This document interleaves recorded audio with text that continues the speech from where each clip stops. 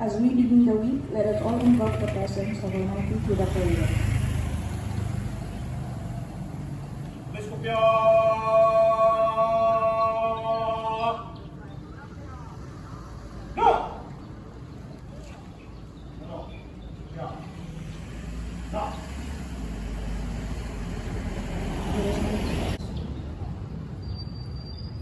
Loving and gracious Heavenly Father, we acknowledge your holy presence today.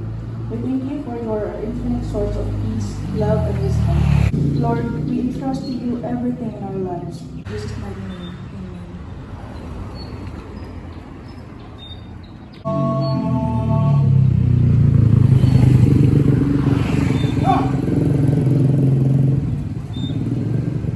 Ladies and gentlemen, the prayer is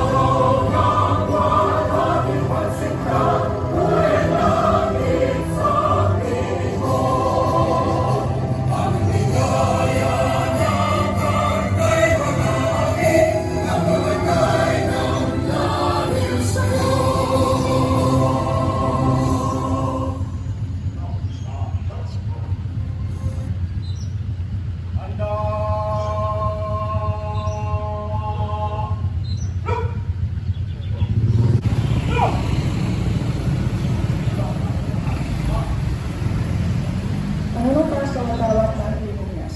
Ako ay Pilipino.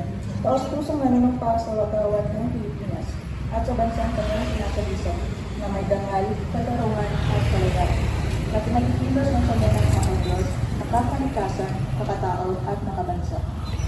Panunumpa ng likod bayan sa bagong milenyo. Ako ay isang likod bayan. Pangangalagaan ko ang tiwalang pinagkaloob ng matamanan. Maglilingkod ako ng may malasakit, katatagan at kahusayan na walang pinipilingan. Magiging mabuting halimbawa ako sa bibigyan ng pag-asa at inspirasyon sa ating kapwa likod bayan.